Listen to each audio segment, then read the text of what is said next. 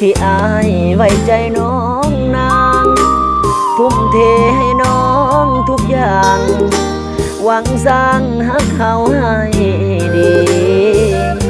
หาเงินสร้างตัว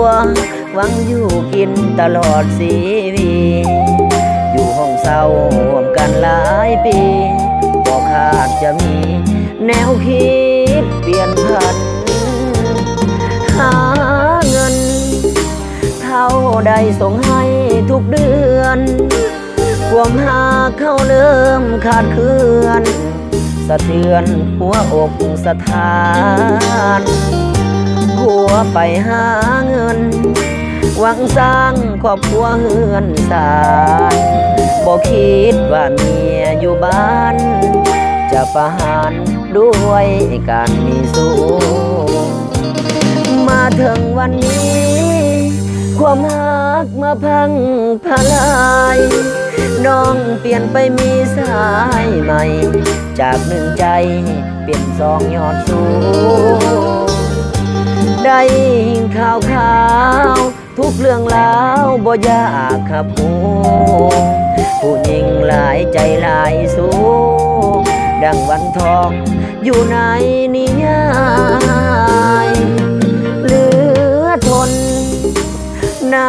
มนเหตุการณ์ใดหนอความอดทนเกินคำว่าพอจบแล้วละหนอ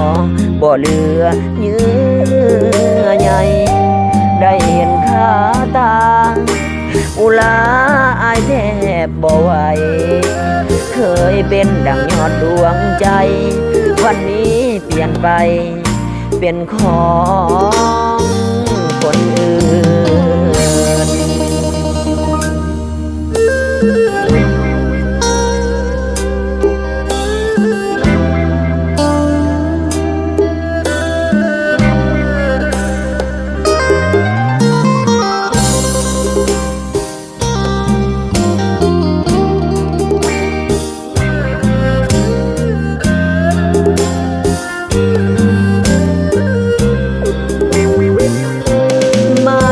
วันนี้